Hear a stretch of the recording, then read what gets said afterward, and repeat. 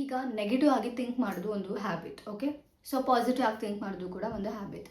ನಿಮ್ಮ ವಿಷಯದ ಬಗ್ಗೆ ಅಪೋಸಿಟ್ ಆಗಿ ಥಿಂಕ್ ಮಾಡೋದು ಕೂಡ ಒಂದು ಹ್ಯಾಬಿಟ್. ಆ್ಯಂಡ್ ಅದನ್ನು ನಿಮ್ಮ ಪರವಾಗಿ ಅಂದರೆ ನಿಮ್ಮ ಫೇವರಲ್ಲಿ ಯೋಚನೆ ಮಾಡೋದು ಕೂಡ ಒಂದು ಹ್ಯಾಬಿಟ್. ಈಗ ದುಡ್ಡನ್ನ ಮ್ಯಾನಿಫೆಸ್ಟ್ ಮಾಡ್ತಿದ್ದೀರಾ ಅಂತ ಅಂದ್ಕೊಳ್ಳಿ. ಇದುವರೆಗೂ ನಿಮಗೆ ಲೈಕ್ ನಿಮ್ಮ ಮನಸ್ಸಿಗೆ ಅಭ್ಯಾಸ ಬಿದ್ದೋಗ್ಬಿಟ್ಟಿದೆ. ಯಾವ ಥರ ಅಭ್ಯಾಸ ಅಂತ ಅಂದರೆ ದುಡ್ಡಿನ ಬಗ್ಗೆ ತುಂಬ ನಕಾರಾತ್ಮಕವಾಗಿ ಯೋಚನೆ ಮಾಡುವಂಥ ಒಂದು ಅಭ್ಯಾಸ ಬಿದ್ದೋಗ್ಬಿಟ್ಟಿದೆ.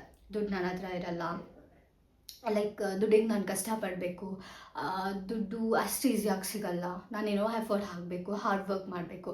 ಸೊ ಈ ಥರ ಒಂದಿಷ್ಟು ಯೋಚನೆಗಳು ನಮಗೆ ಆಲ್ರೆಡಿ ದುಡ್ಡಿನ ಬಗ್ಗೆ ಕ್ರಿಯೇಟ್ ಆಗೋಗ್ಬಿಟ್ಟಿರುತ್ತೆ.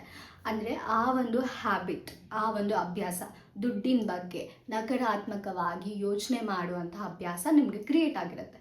ಅದು ಹೋಗಬೇಕು. ಅದು ಹೋಗಬೇಕಂದ್ರೆ ನೀವೇನು ಮಾಡಬೇಕು, ಪ್ರತಿ ಸತಿನೂ ರಿಪೀಟ್ ಮಾಡಬೇಕು.